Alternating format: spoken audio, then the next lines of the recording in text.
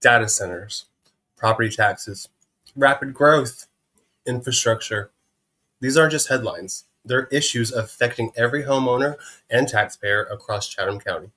Tonight, we are joined by Chatham County Commissioner Aaron Whitley to discuss where the county is headed, what residents should expect, and why these decisions matter to every family in coastal Georgia.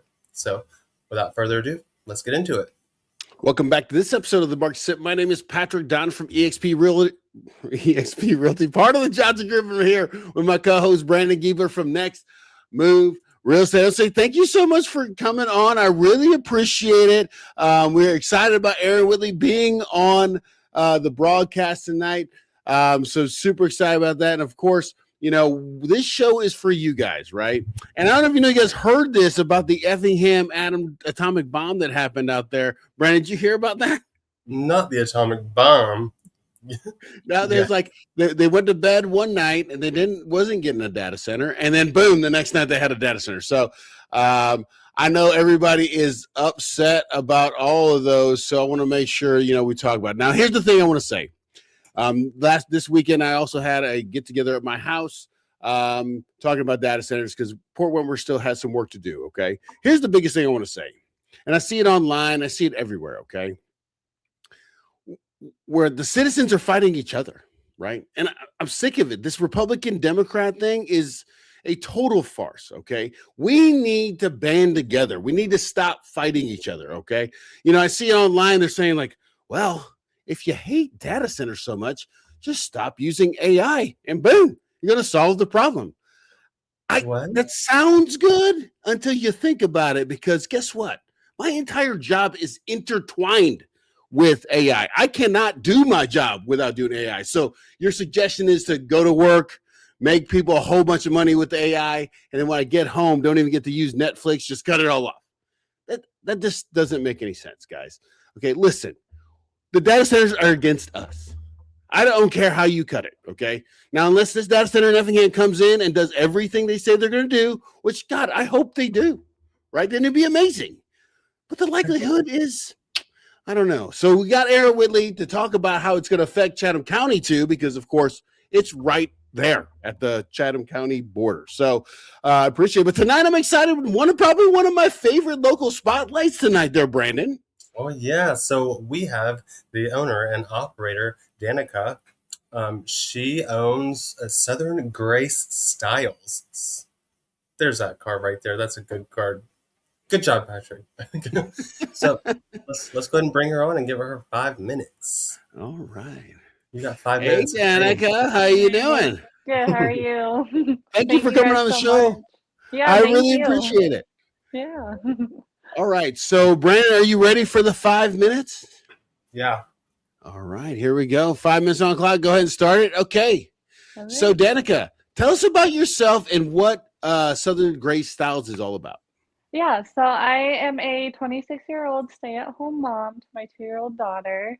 Southern Grace Styles is all about finding clothes that make you feel comfortable in your own body, make you confident.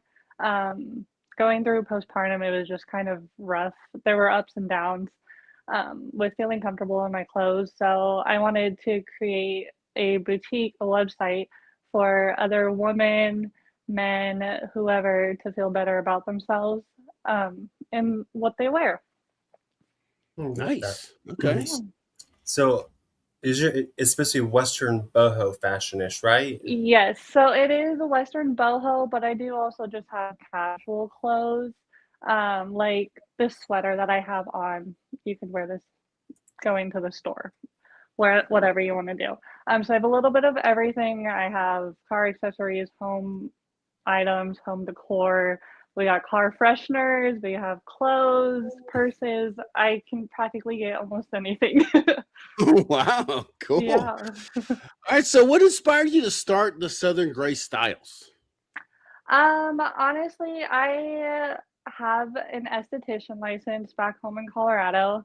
When we moved out here to Georgia 2 years ago, I realized that I needed to get more schooling in order to do that out here. But with having a 4-month-old baby, it's kind of hard to go back into that role right away.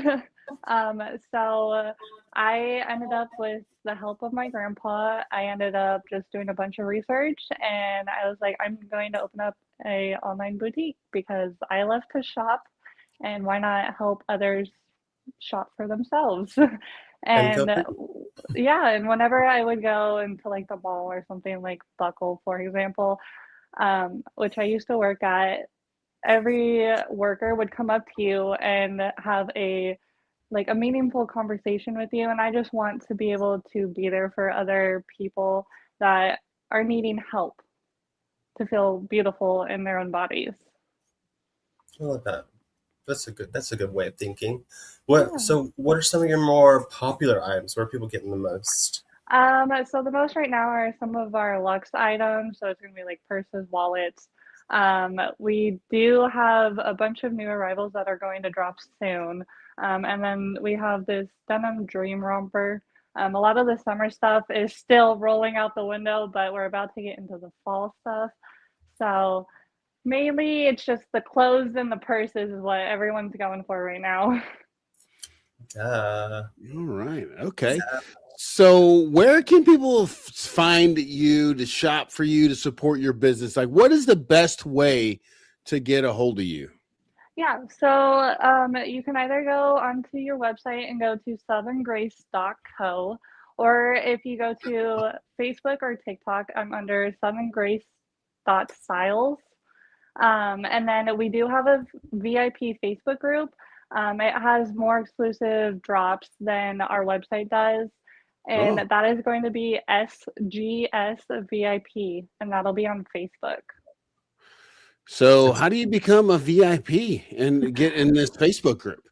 All you have to do is search it up on your Facebook, just SGS VIP, and then I will go ahead and approve your request, and then you can see all of the cool deals that we have going on. I do all of my drops on there before I post them anywhere else, so you get exclusive items. Cool, cool, Yeah. cool. um, So what kind of sales do you got going on right now? Like, if somebody was like, "Okay, I love the weather, Western boho. Like, I want to get into it. I want to get some deals." So, like, what kind of deals you got going on right now? Yeah, so right now I am doing an end of summer sale. It is up to 50% off of my entire website. So from purses, car fresheners, jewelry, you name it, headbands, clothes, shorts, all of it is up to 50% off right now. There's no code needed. All you got to do is add it to your cart and check out. so you don't got to Oh, buy something or do anything to become a VIP. Nope, No you do subscription. not. Nope, you do not have to subscribe to anything.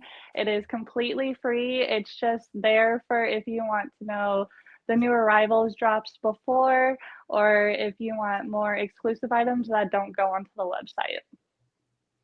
well, Perfect. that's awesome. Well, Danica, thank Yeah, you so much for coming on the show. I really appreciate it. of For course. Christmas, I bought my mother-in-law, Yes, my wife, and my daughter sweatshirts from Danica, and they loved it. yes. So I would say thank you again. And if you like Western boho, hit up Danica. Oh, And I yes, really hit me up. appreciate it. I'm your girl. Yeah, thank you guys so much. There you Thank go. you. See ya.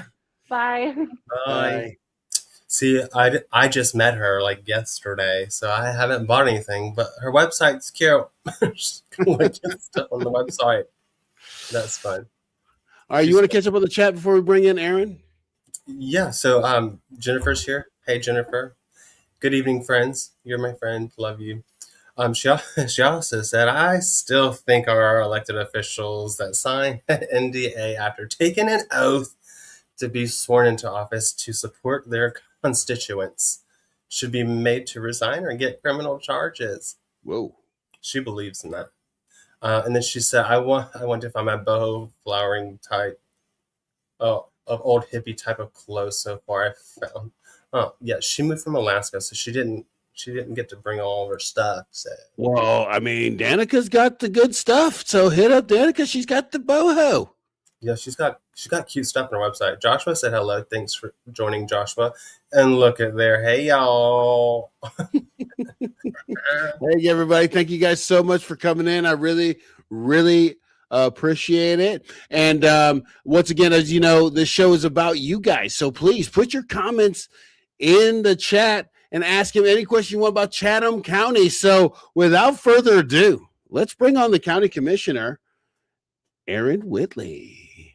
Hey, Aaron, how you doing?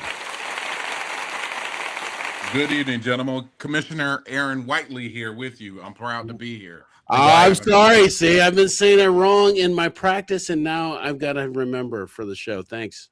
No Yeah, problem, man. yeah, that rolled It over happens all here. the time. Thanks. It's a Savannah thing. You know, in Savannah, they only Savannah disrespects the E. We've got Whitmarsh Island, we've got Whitfield Avenue, but I'm pretty sure there's an E between the T's there. So Well, It's education. in my defense, when I did come from Alaska, me and my wife, this is like my second duty station. We left, or my third duty station. I left Anchorage, came here. We're driving, we're going to Hunter, and I see, oh, bad, look, it's Step Heston Drive. And she's like, what did you just say? Like, and I'm like, Step Heston. She's like, that's Stevenson, you idiot. I'm like, oh, Oh yeah. Hey, my wife is born and raised in Savannah, so when I first said Barnard, and she said, "What did you say?" I was like, "Barnard Street," and she was like, "It's Barnard."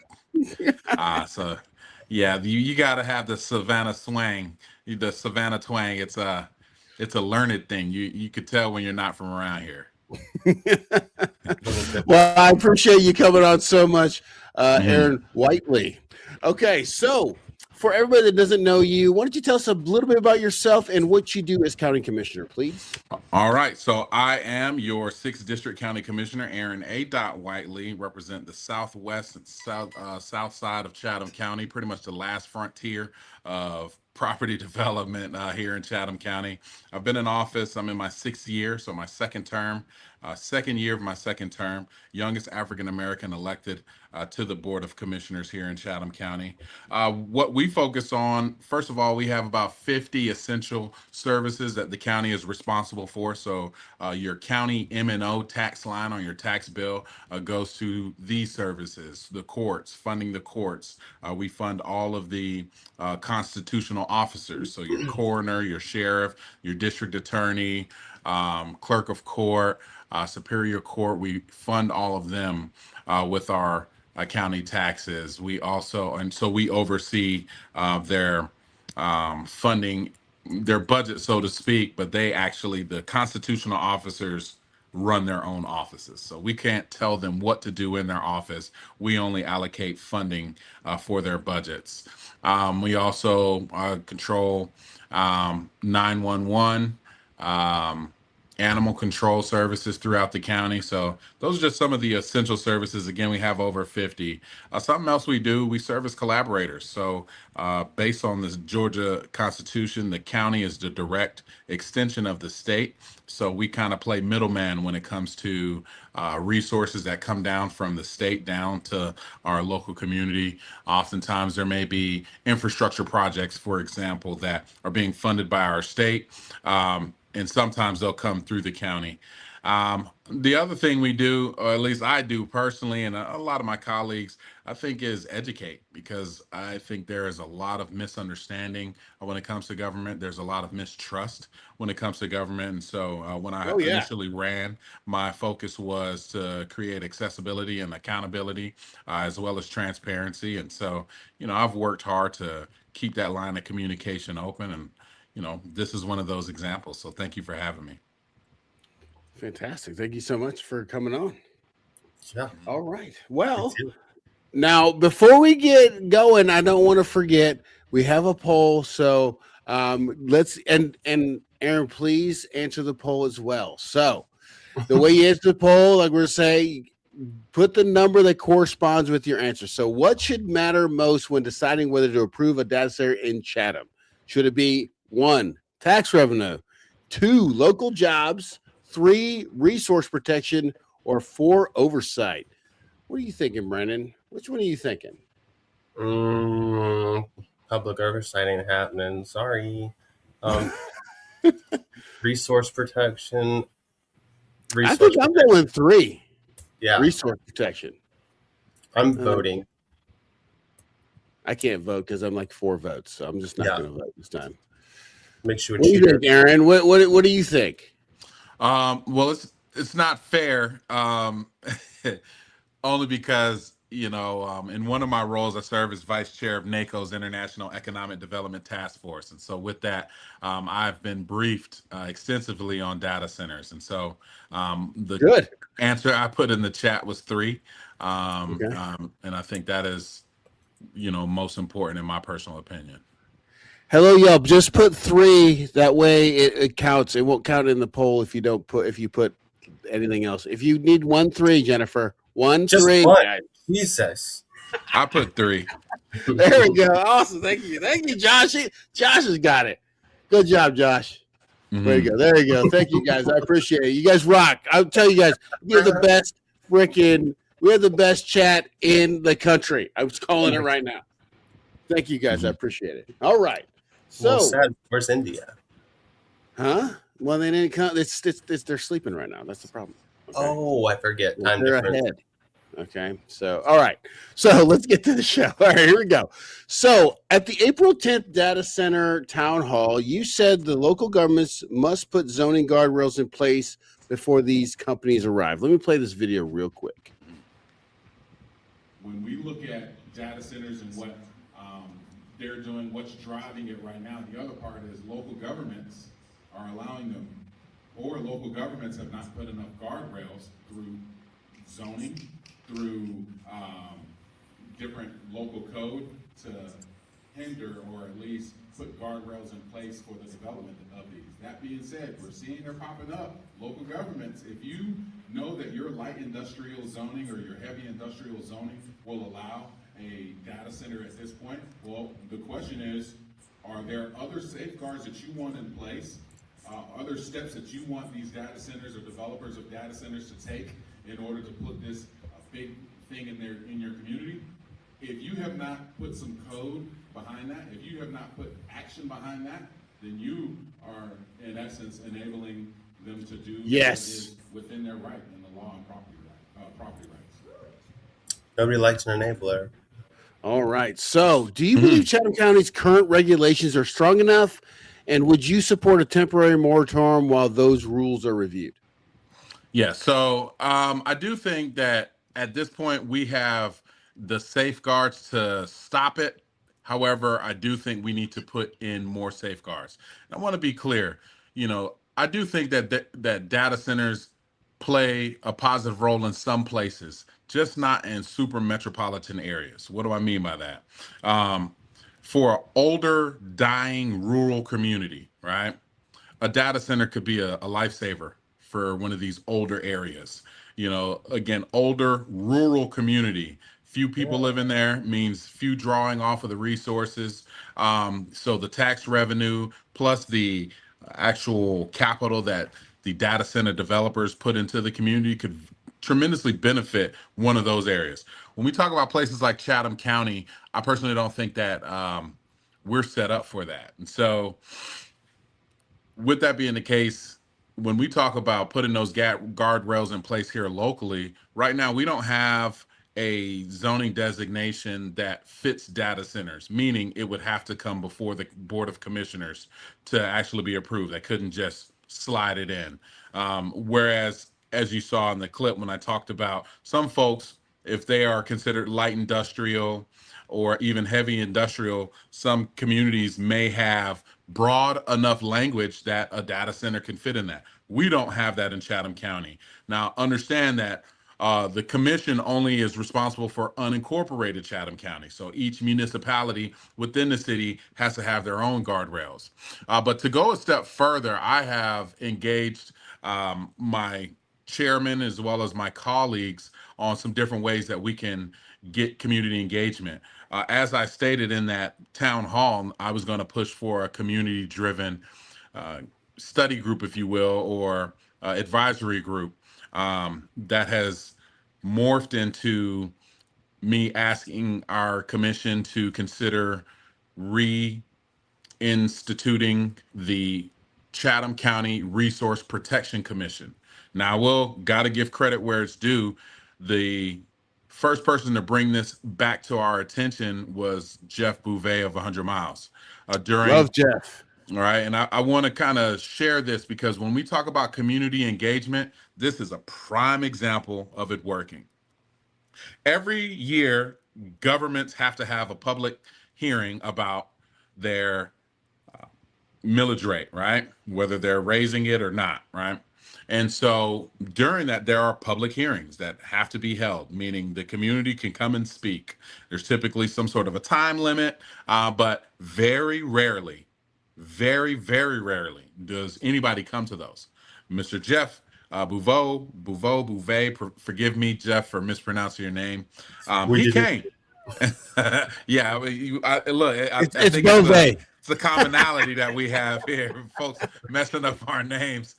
We can share a beer about that. So Mr. Bouvet came, Jeff came, and he asked us to restore funding to the Chatham County Resource Protection Commission, which was something that I wasn't aware of.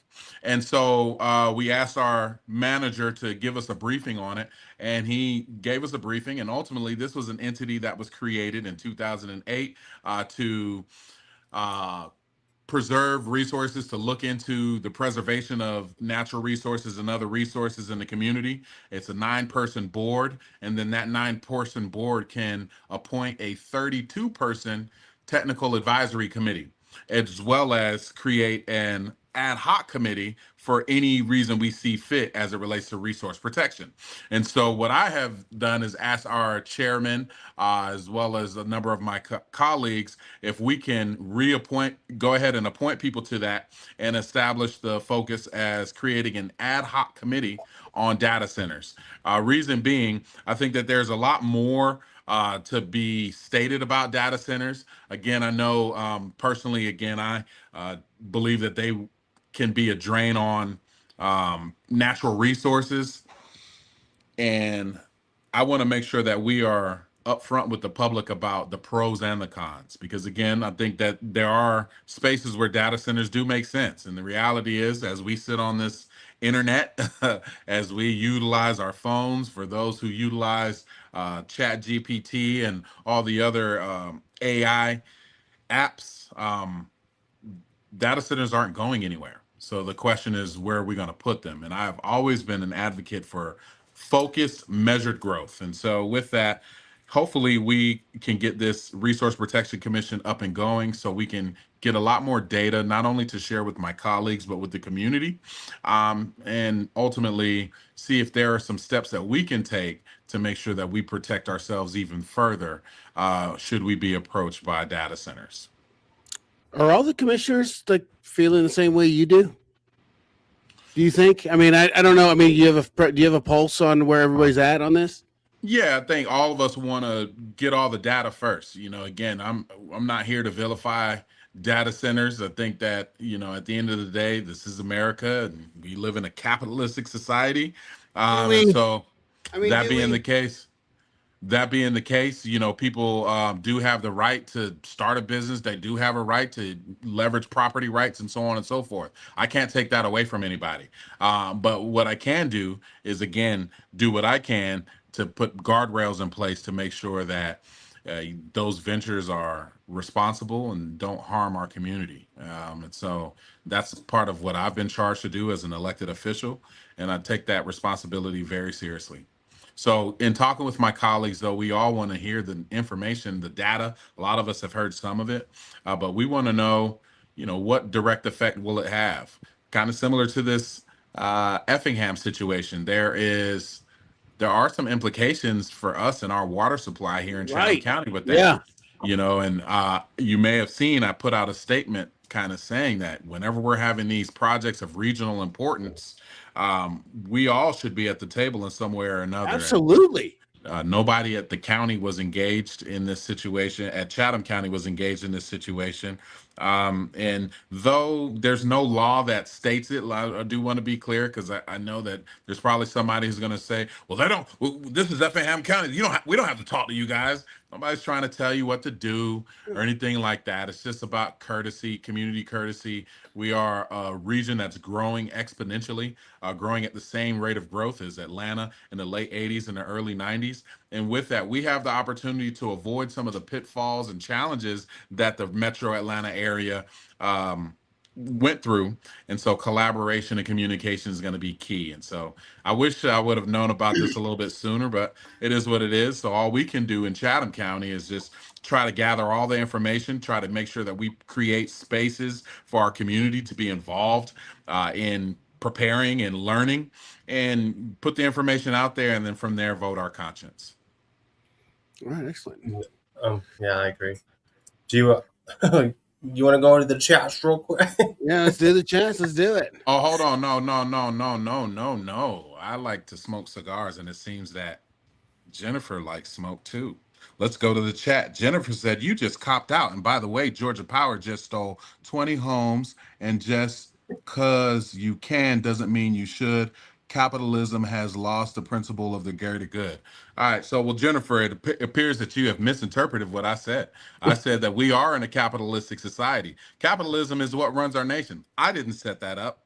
I was dealt the cards. And so when I say capitalism, I agree with you. Capitalism has lost the principle of the greater good, and I think that capitalism it's challenging to say the least. But I'm curious to see what I copped out about, because at the end of the day, we don't have a data center here. We don't have code that will allow a data center to go here, and I am the one who's trying to get you involved. So please elaborate in the comments, Jennifer. Sorry, guys. No, you're good. You're good. All right. But, you want to keep going on? Yeah, that? where are you starting at? Where you starting at? Let me know. I was starting from the bottom. Now we're here, kind of thing. So, and go up. I mean, yeah, this is kind of all what's kind of happening, and then everything up top is more like, okay, we know. So taking you're on that one. They are already enough for taking the time and learning the impacts on communities is important. We don't know the exact or the extent of the damages these things can cause. Well, I think that's the biggest concern. I mean, well, that's the thing is like these aren't new, right? They've been happening everywhere, but nobody's paying attention. It's who's we, because some of us do know, and I'll tell you. For example, I sit on I'm second vice chair of an organization. We're talking about this one. What are we talking about? We the people need to find a good attorney. Hey, I sit on a board with the county executive from Loudoun County, Virginia. At the data center, you heard a few folks who were from Loudoun County, Virginia. Loudoun County has been called the data center capital of the country. And so Phyllis Randall is her name, and we have had a lot of discussion, her and some of her colleagues, about, what has happened in Loudoun County. And I'll tell you, they are the biggest advocates against data centers now. And they are definitely playing the shoulda, coulda, woulda game at this point. And a number of people, again, who were at that town hall moved here from Virginia because of data centers. So I do agree with whoever said that. I think, okay, generally speaking, the public doesn't know. We don't. And and there was no shade there. Okay, V9Z. I wasn't trying to throw shade. I was just saying there are some people who know, but that kind of goes back to my point. We've got to create spaces for the community to be involved in gathering the information, and we've got to put that information out to the community, the pros and the cons. I think that's a responsibility of us. To rush something on you all is not fair to the citizens, and definitely not productive. Yeah, well, definitely. I think a lot of the issue so far with this whole thing is a lot of it's been seeming to be last minute, which makes it a little odd that like you hear about the biggest meeting like 24 hours beforehand. So I don't know if that's the Well, and then that was the anger that came out from the Effingham meeting. I mean, did you go there, Aaron? Were you No, there? I was unable to make it. I had another engagement. It was But wild. I heard about it. I heard it was It was nuts. yeah, I bet. I mean, you know, It was, and we got some county commissioners that said some things that they're not happy that was caught on camera. So I don't know. We got a little bit of blowback about that, but you know what? I mean, I was just there to record what was going on. I mean, it's a huge deal. But okay, so the next part is the next part that we talking about. What you talked about was you said you should take the idea of funded countywide data center study committee back to Chatham County Commission. Let me play that part right here. and if I could if I could share this with everybody. So I think the gentleman hit the nail on the head as it relates to creating a local entity. So I want to ask all of you to lobby your local government, county commissioner, city councilman, to pass a resolution to create a study committee a countywide study committee on data centers, so that we can put that together. And so I'll take that back to the commission, but I want to ask for your help in helping us get that passed countywide, because regardless of city limits, the data centers have countywide implications. We love a good call to action. So we're in Port Wentworth. We're kind of advocating for the same thing, and I think there are kind of city officials that agree with us. So, you know, has this happened? Have you taken it back to the to the county? And do we have a seat at the table? Like how is this coming around? I mean, I know you said you had started that one fund and you're going to use that fund to do a committee. Do you suggest other people do that? Yeah, so that definitely got all mixed up, because that's not what I said. Jeff recommended that we reestablish funding to the Chatham County Resource Protection Commission. Now I'm trying to go and find the email. That following day, if not the day, if not like 2 days following that event, I actually did reach out to our. Here we go. Is this it? Here we go. So I sent this.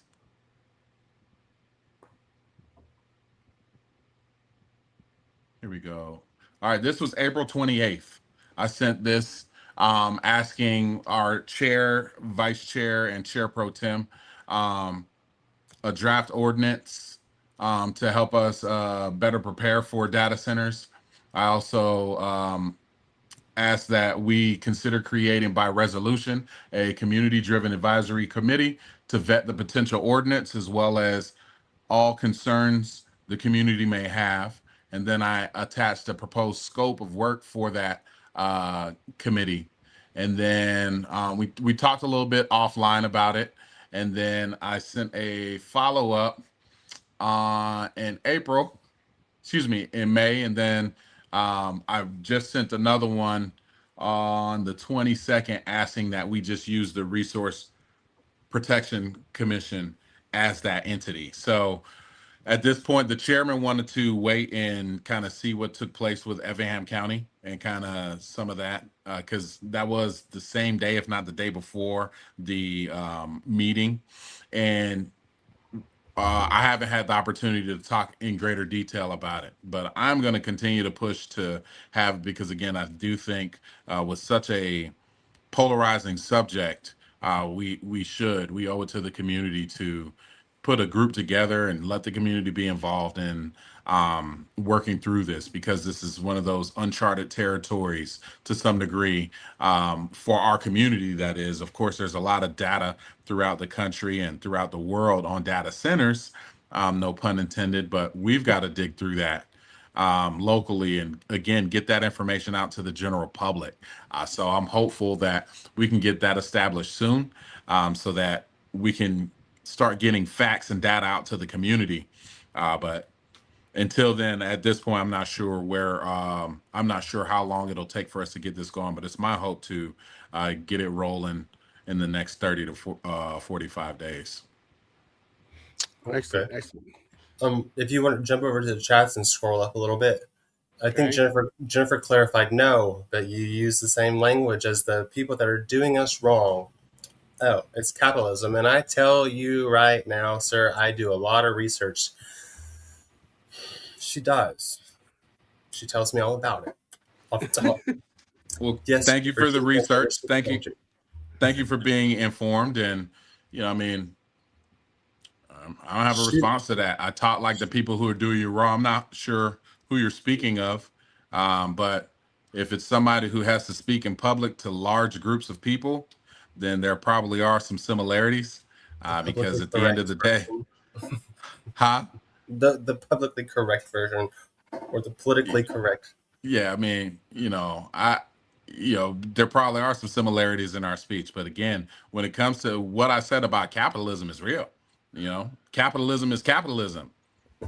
Well, Uh, I think we say the world it's capitalism. That's what we say it is, right? I don't think that we are. I mean, there's really the rich people are making most of the capital, right? right. And by in their definition, it's capitalism, and that's how they explain stuff to us.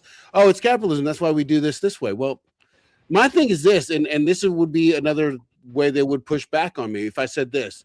Hey, these AI data centers are so power, water intensive, and land intensive that we're going to force all companies to only have one AI. You guys all have to work together. What do you think they would say? I mean, it's destroying the world, but there's 6 companies trying to do the same exact thing. If the government was like, no, we can only have you guys need to force yourself to work together, because if it's for the greater good, like why would that be bad, right? Well, I think my comment was taken out of context. What I mean is because of capitalism, that's why it's being brought to our doorstep. And so with that, I mean that's reality. Everybody, there's property rights, and I think one of you are a realtor. There's property rights, Both of right? us. Right. All right. So both of you are realtors. How many times has the board of realtors talked to me about property rights? Right. So Oh, I know they so do. there's property rights, and then there's in a capitalistic society, everybody has the opportunity to start businesses. That doesn't mean that it's right. I'm not saying that I agree with it. I'm not saying that, oh, that should explain everything away. Again, I'm the one trying to put together a committee to address it. So, I He's on our mean, team, guys. He's on the yeah, team. I think my comment might have been taken out of context. I'm not trying to say, oh, it's capitalism. We just well just look the other way and let's go smoke a cigarette. I'm not saying that. I'm saying because of capitalism, that's kind of why it's at our doorstep. And we as governments can't just ignore it, or there's guidelines that we've got to follow, meaning state law primarily. But again, just because it's capitalism doesn't make it right. I agree 1,000% with that. It All right, probably we're gonna got run it through the probably rest. got We're gonna run through. it probably got lost in translation because we don't have a data center to help facilitate it faster. All right, let's run through these chat real quick there, Brandon. Go ahead. LOL. Thank you. Yes, folks don't know what they don't know, and education on this issue to folks is key. Yeah. You can scream all day. We've been screaming pretty much every Monday for the past how many months right now? Well, I mean, we don't have a Ignorance is data not center ex- port Whitworth, so it worked. Just saying. It comes down to us just saying no. We have no benefits for the future use of them. It's just too much. come to the natural resources. Come on, the natural resources alone are too much for impact. Proof is in the pudding. Just go and visit them in other states. Go to Wyoming. Go to Wisconsin. There are plenty of reportings on this. Oh, a closer poison center is outside of Nashville, Tennessee. Oh, I understand what he is saying about capitalism. Yeah. All right, and speaking about that, because you actually say this and you talk about how people can get involved and they're not pitiful, they're powerful. Here we go. The other part is we are not pitiful. We are powerful. We do not have to sit and just assume that everybody has to, that somebody has to come and save us. We can do research on our own as well. And so I urge you to volunteer, do some research. I can't tell you how many emails I've gotten from citizens in my district, outside of my district, who said, hey, Don, have you ever looked into this? No, I haven't. Actually, I see one here who's talked to me about viewshed and about signage around our county. I didn't think about that until you emailed me. Thank you. So the point I'm trying to make is we are not pitiful, and we can't be pitiful and powerful at the same time. We do have to stand up. We can read. AI is driving all of this. We can at least get some markers to go through and do some research on our own. But let's not sit and act like we can't do, like we're just helpless individuals, because I won't let you do that. You're not helpless. Exactly. And I totally agree with you. So how can residents exercise that power early enough to matter when projects may be discussed through non-disclosure agreements and the public may not know what is coming? Yeah, so I think part of it is just researching and thinking about things that you don't want to see, and start talking about it now before it pops up. That's one thing, right? The other is staying in constant communication with your electeds, because oftentimes what happens is we have decisions that come across our desk and we're not doing a number, polling and things of that nature. We may just take, if people reach out to us, that's one of the ways that we're getting information. Some of us do community outreach events. For example, I had a town hall a couple weeks ago where I get to hear from the community and kind of keep my finger on the pulse. But really, it's about staying engaged. It's about getting on instances, platforms like this, getting in the comments, right? The Thank you. market sip.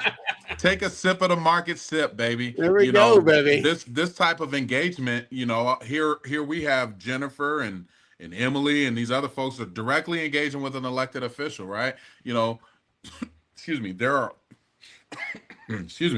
other opportunities for that. And so I think that's one thing. The other is this. I have advocated for area planning since I've been in office. Area planning is a little bit different than the comprehensive plan that governments have to put together and submit to DCA. So, Department of Community Affairs. So every year you have a comprehensive plan that comes out. Every like 5 years or something like that, and that gets submitted. Area planning pretty much is a layer on top of that, meaning area planning is saying, okay, Port Wentworth, for example, on Highway 21, we see that there are vacant parcels that are zoned light industrial, community business, so on and so forth, right? Mixed use or whatever. Area planning is saying, we would like to see a grocery store in this one, in this zone and it fits the zone. And for light industrial, we would like to see something that Not is a no more self-store. than a blank. It's just drilling down a little bit more into what the community wants to see. By us doing that, that creates a space for us to have an idea where we're going. Because I think what we've been dealing with now in a lot of cases is that the zoning is the zoning, and nobody has talked about what they want to see within that zoning pattern. And so it's just like, oh, well, if it fits the zoning and they apply property rights, we can't stop them.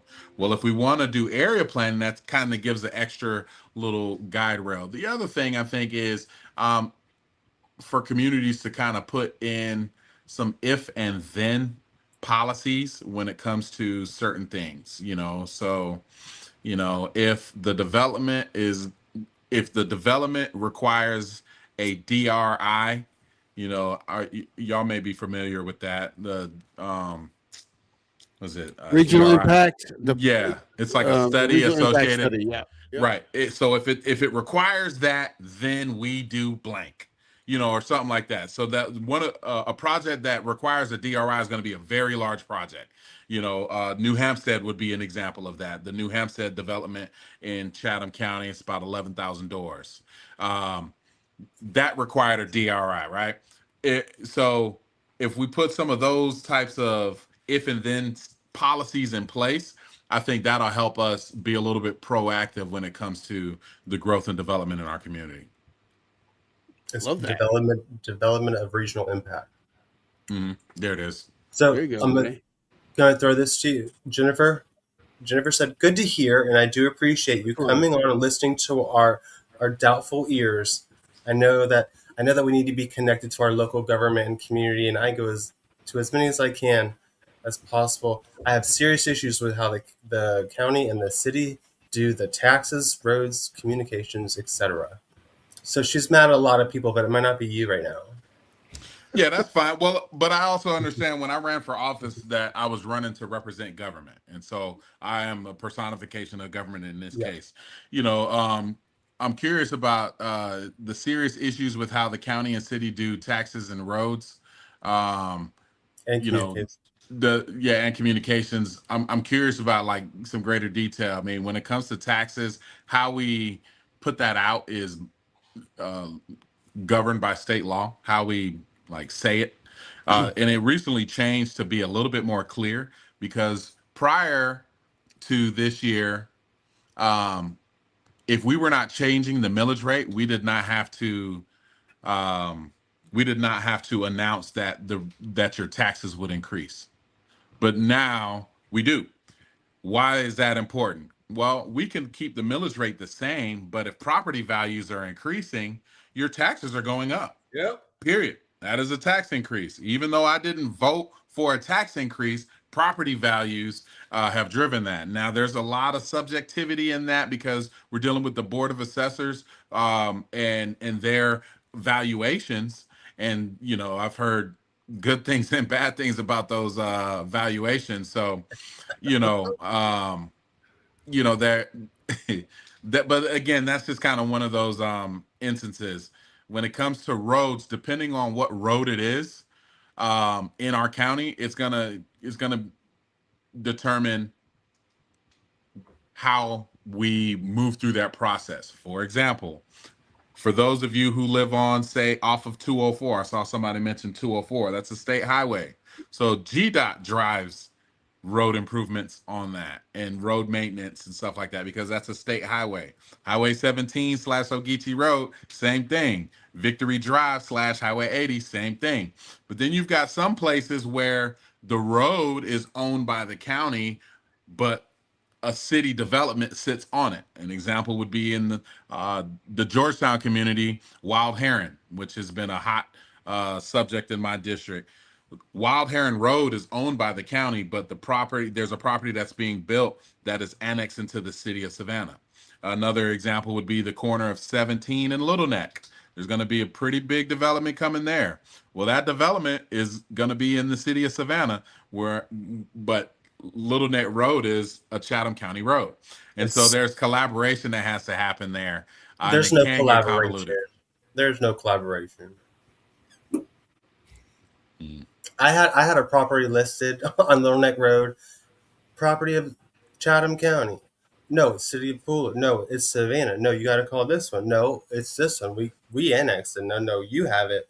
It just gave me a whole big old runaround for 3.5 years. Yeah, that's what happened. What did Sage just say it was? Chatham County. So it said it was unincorporated? And then it was Savannah.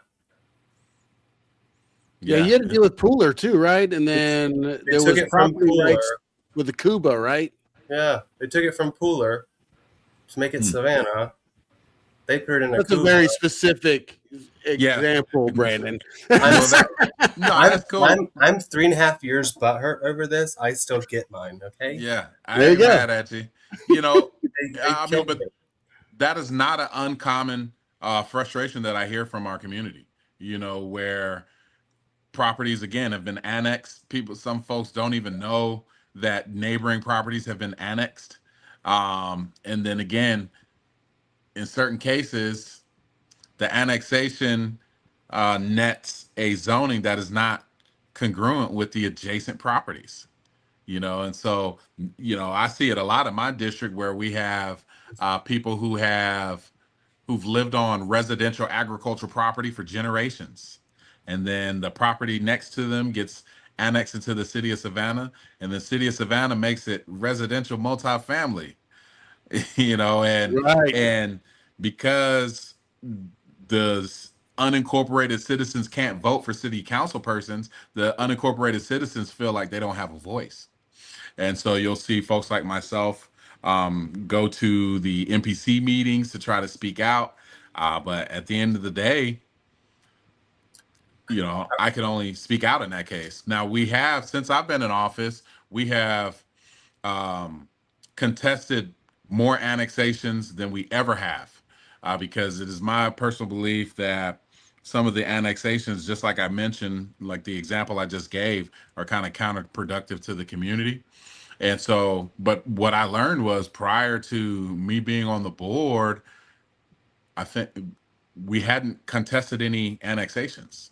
And then the state legislature came in about like 21, if not 2022, and gave us a little bit more teeth by putting together an annexation review board, so that whenever there is a contested annexation between a city and a county, there's a group of disinterested electeds who kind of look at it and try to sort it out.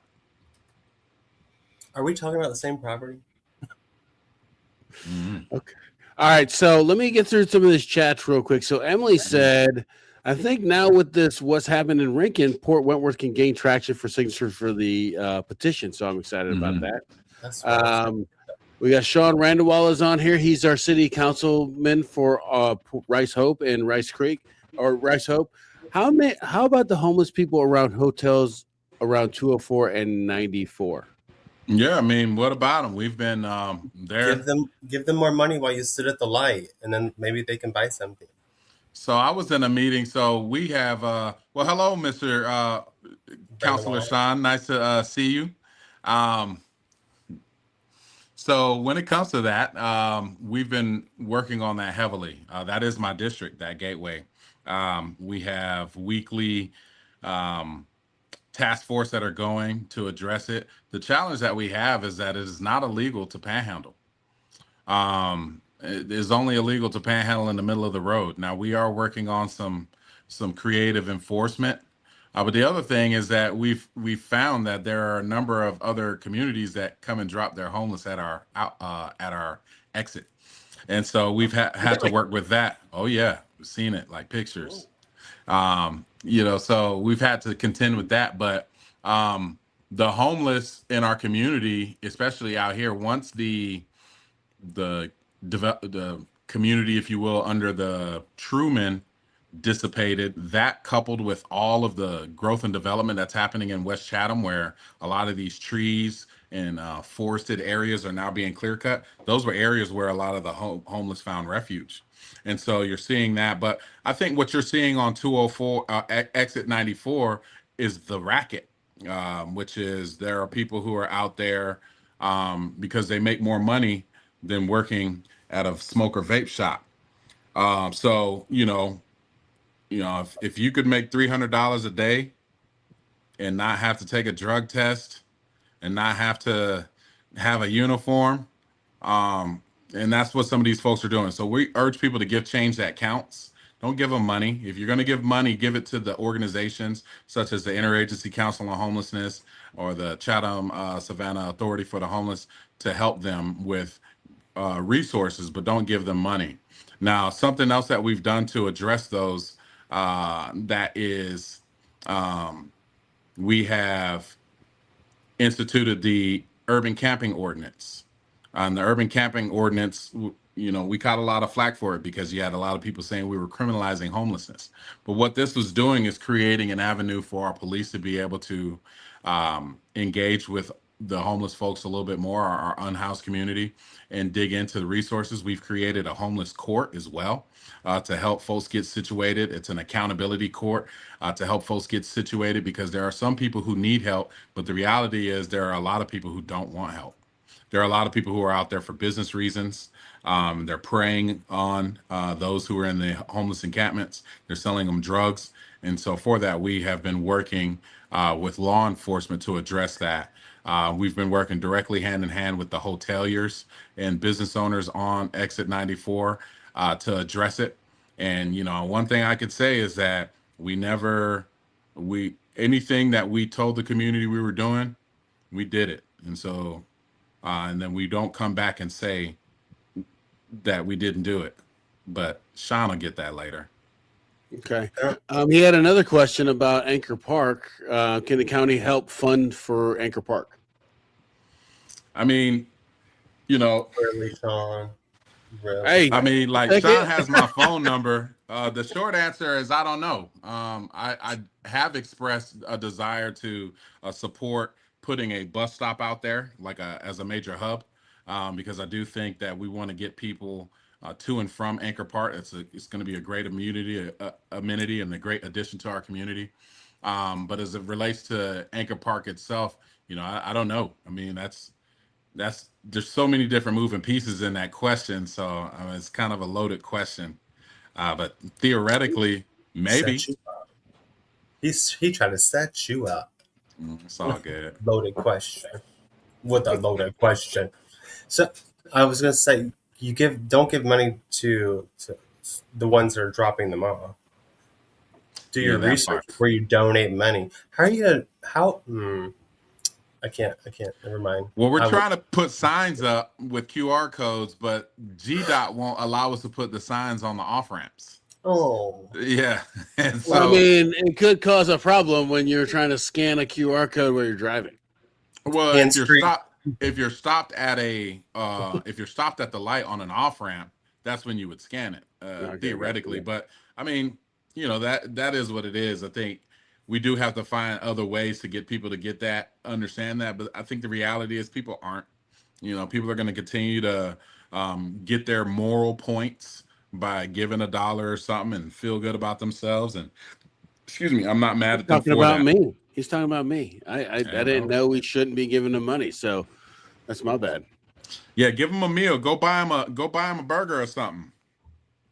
What? Don't give them an application because that's apparently rude. They're probably gonna throw it on the ground, and then Sean's gonna ask me about the trash at exit 94 on 204. Well, he wants funding for a gym. Well, I know from what I gauged, Sean, anytime Port Wentworth needed to raise money for something, they have successfully done it. And so I'd be happy to talk about funding for a gym, whether it be working through the Recreation Authority that I chair, or any other avenues, if you want to really have a conversation. But if you want to just shoot at me on social media, we could do that too. But you have my phone number because you called me about bus service support Wentworth. So, I don't understand why you're on here hitting me with this stuff now, Sean. I mean, if you'd like to continue, we can. I have my computer. I have access to meeting minutes, and I can share with you a lot. Sean, he said, "Catch me outside." I'm not saying that. No, I got a lot of respect. No, I'm not saying that. We love Sean. Anybody who knows me knows like I'm pretty direct, and I have a lot of respect for Sean. I also be playing around too much too. So I got a dark sense of humor. So that's what it is. I'm happy he's So, on here asking questions and Yeah. engaging with you too. It gives people more, hey, Sean's asked about this. You're talking about it. That's awesome. I love it. I love it. Let's get to the flock camera one, Brandon. Mm-hmm. Oh, I had a flock camera joke earlier, but then we need the data centers for the flock cameras. That's why we need them. All these flock cameras happen right now. Mm-hmm. Oh, so hold on. Let me see something. I think this is another person who has my number and is just trying to take shots. But hold on, give me a second. We got to find this. So ask ADOT about flock cameras the county owns. Go ahead, Brandon. Yeah, about the flock cameras and the county owns and how they have over 50 documented security vulnerabilities per John Gaines, cybersecurity researcher. Okay, well, I don't know who John Gaines is, but I can say that I have expressed to our chairman as well as our chair pro tem that we need to work on some policies to make sure that we are keeping bad actors out of flock. I think when it comes to flock cameras, it's a mixed bag in that, I don't know enough about the entire scope to go into too much detail. I can only talk about what I know, right? And so, from what I know that flock cameras have helped us solve some serious crimes in our community. From what I know, flock cameras have helped us find some of our vulnerable elders who have, gone missing and things of that nature. Now, I also know that through the city of Savannah and our police departments, a number of our neighbors have given access to their Ring cameras to the police. I do know that if I can get access to your neighbor's Ring camera, I can see when you leave the house and what you were wearing and what you had in your hand. A flock camera is only going to tell me what kind of car you were driving and what time you moved through some sort of intersection. So I think that we have to be very realistic with ourselves when we talk about surveillance and things of that nature, because I agree 1,000%. I don't want Big Brother watching us, listening to us. How many times do we hear somebody say, oh, I was talking to my friend about doing yard work, and then when I pulled up Facebook I saw ads for a lawnmower? That is happening now, right? And so if you want to get mad at me because I think that flock cameras are helpful in some way or another, that's okay. I'm okay. You can be mad at me. Now, I again will sit here and tell you that I do think that we need to put policies in place to ensure that we are stopping bad actors. I do think that the county has our chief has gone a far way in putting some of those types of policies in place for our police, to include random screening and things of that nature. Not screening, but quality control, if you will. But I also think that we have to address some of this with Flock, with some of their data principles. I do know that the folks from Flock are very open to having conversations about, what's what. At Are least they? the person that I met from Flock, we were in New Orleans for the National Association of Counties annual conference, and they had some representation there. And That's so, well, yeah, that makes sense. they had they had them there, and they were like, any questions and concerns you got, let us know, yada yada yada. So, um, I don't think that's the end all be all. I will say that I do think that again, we've got to do what we have to do locally to put some policy in place to protect people's data and things of that nature. I understand that the data is only held for like 30 days, and then it's automatically purged. Um, that's about it. But I yeah, went to a couple of them lives, and it was not good. They moved locations like 6 times, didn't tell nobody about it, and then they went to go like interview them, and they were like, "You're trespassing," and called the police. mm, They I'll weren't tell being you what, very good. there's a lot of scary stuff surrounding data centers and flock cameras. I think a lot of them are associated with each other in the minds of the people, because I mean, when you think about the flock cameras and people are just they have the ability to watch you and travel, like you said, and the Ring cameras are a part of it. Like they, I thought I heard something. I don't know definitively, but they have a way to tie together the Ring cameras that I guess volunteer for this and the flock, and then that's how they create their mesh network to watch everybody. So, but I think that's why everybody's scared. Everybody knows my feelings on data centers. I can't. It doesn't compute in my brain. But I want to say thank you for everybody that's chatting. If you're still on, hit the like button. I really appreciate it. And Aaron, thank you so much for coming on. Let me ask you one last question. What did you want to talk about that we didn't bring up? Man, there's so much going on. I mean, one, I'd like to make a plug for my regional water authority. I've been pushing for a regional water authority for a minute now. There is a regional water planning coalition, if you will, that kind of talks about water planning, but we don't have an entity that actually gets into the nuts and bolts and the finances of water systems.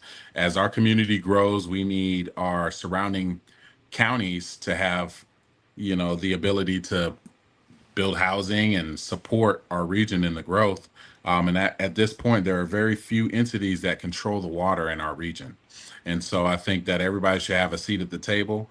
with a regional water authority, then perhaps we would have had a little bit of a heads up when it comes to the discussion about the data center in Effingham County, Right. because there's a tremendous amount of water that is used to cool these. And yes, I know, we all know the rebuttal, right? They have closed loop cooling and You're stuff right. like Yeah. that, Yeah. and they still take a lot of water. They still take a lot of power, and so I just want to urge everybody to kind of look into that. And when you hear me talking about it in the future, let's talk more about it. Another thing, one thing I would like to see at some point or another is countywide fare free transportation. I'll say it again. Okay. One thing I would like to see is countywide fare free transportation. And I know that might sound painful. And here in the South, we have to change the culture of public transit. I remember having a conversation with my brother, and he told me that he had to swallow his pride and ride the bus. And I was like, man, swallow your pride? Like, it's that bad? But riding the bus is not bad at all. It's better than But walking in again, the heat. right. But again, that was just a testament to the culture that we have associated with public transportation.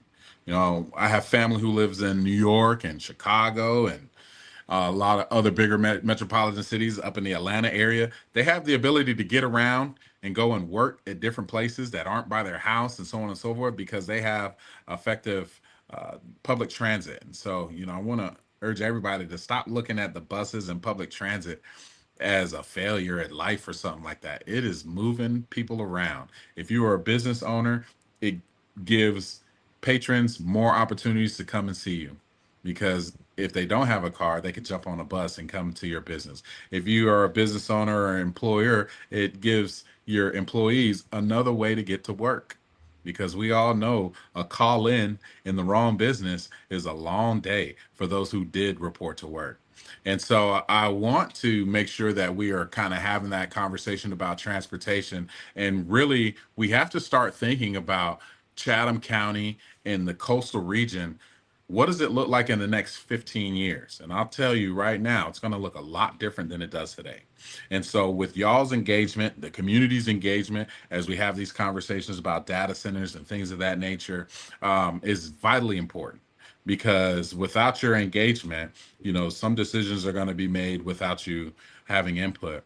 And in some cases, just to be frank, there are going to be some cases you could say all you want to say, but the decision's already been made. And that's unfortunate. I can't say that for Chatham County Board of Commissioners, because we always work to try to keep folks in the loop. However, there are obviously places where we can improve on that. So I want to encourage everybody to stay engaged. The other thing, you had a question about the fire fee and taxes and stuff like that. So I just want to let people know that Yeah. Please. though Please. we did not, we are not raising the millage. People are going to see about a 3% to 3.5% tax increase on their property taxes in Chatham County, and that's a range. Let's say 3 to 3.5 between Chatham County M&O, which everybody pays, and Special Service District, which only unincorporated Chatham pays. So, I'm looking at our budget message here and our budget here. We did not vote to increase the the Special Service District millage rate for unincorporated area remains unchanged at 6.502 mils. And the general fund millage rate remains unchanged at 10.518 mils. So we did not increase the millage rate, but some of you will see a tax increase. And for those of you who live in unincorporated Chatham County, this is going to be your second year where you no longer have a fire fee or a fire bill, because your fire service is paid for in your special service district taxes. Perfect. All right. Perfect. Excellent. Good stuff. That's Well, thank good you so information. much for giving us that information. Yeah. Yeah, Right man. here in the Market Sip. So, Well, are you ready? anytime I could ever be of any assistance, I don't have much of a life. Spend time with my family, watch my son play sports, and then I do government stuff. So if I could ever, be a voice of government, or even engage in some friendly banter with some of my elected colleagues on the show, I'd love it. I'd love it. I love the engagement. Thanks for what you guys are doing. I appreciate it. Thank you. Are you ready? We have the rapid fire. Are you Let's ready? do it. Let's Are you go. on your toes? Let's do it. You only got 30 seconds. All right. You got one word answers off the cuff. We're gonna judge you for this, so be smart about it. All right. Well, yeah, I know. I know. Once I got elected, I'm getting judged for everything, baby. But I got teenage daughters, so y'all can't judge me worse than my daughters do. I'm straight. Facts. Okay. Are you ready? Yes, sir. Let's go. 30 seconds. Mhm. Okay. Coffee or sweet tea? Coffee. Growth or preservation? Growth. Okay. One word that describes Chatham County today. Growing. Chatham County's biggest opportunity is Growth. most underrated place in Chatham County. District 6. Okay. All right. He took the easy way out on that one. He even tried District 6. It's easy. Growth. District 6. Yeah. Oh man, hey, I had such a good time having you on, man, and we learned a lot here. I really appreciate you engaging directly with the guests and everybody that were in the chat. We appreciate you. And Aaron, we're gonna have you on again, so look out for our email. We'll get you going again, okay? Yes, sir. I look forward to it. If you ever want to come on here and give us an update on what's going on with the county, man, just let me know. We got you. Yeah. Absolutely. And anytime I can answer, anything, don't hesitate to call. If it's this time, I normally can make it. So, all right. Let me know. Wait. So is it Whitley or Whiteley again? It's Whitley, dude. It's Whitley. Man, I'm gonna tell you a quick story. So when I was in the Army, I was in AIT, right? And one of the drill sergeants was calling my name. He's like,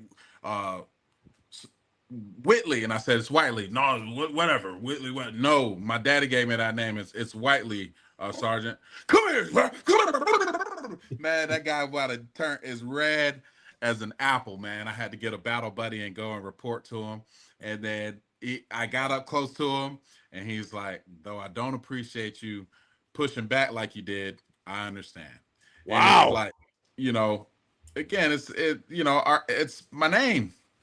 I got you, man. But basic training, you basically call me whoever you want. I didn't care. I was at Fort Benning for basic training, and I didn't care what they called me as long as I made it out of that bitch.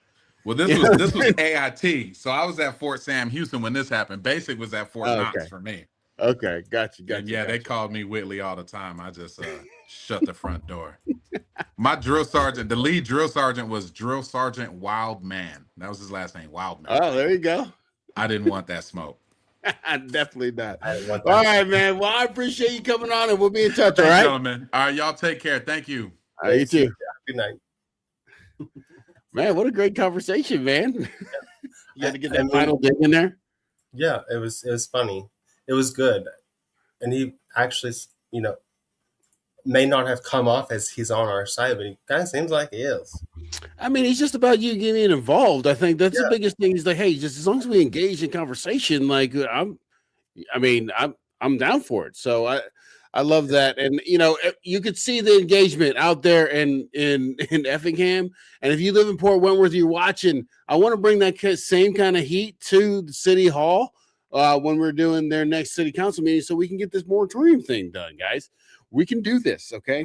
But Brandon, is there anything else you wanted to say before we let everybody go? Just how thankful I am that you guys still come on and participate.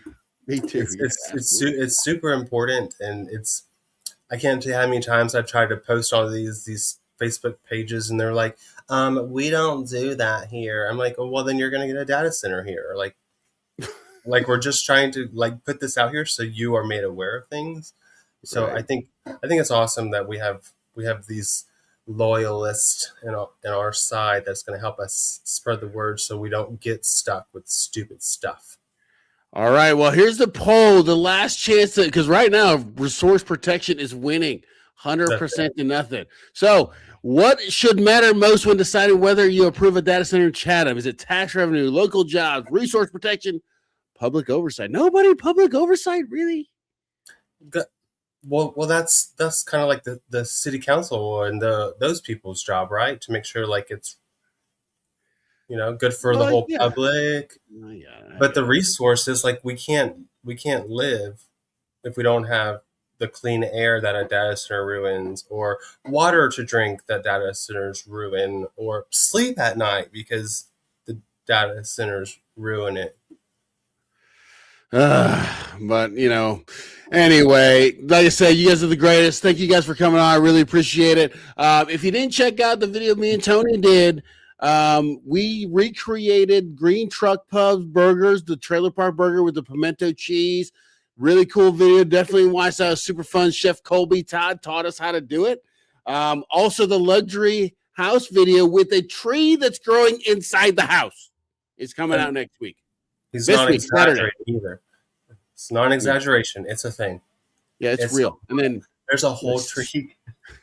And then a 7,000 square foot house that I got exhausted walking through. So very cool house. So you can catch that next Saturday at 8 p.m. Definitely check it out.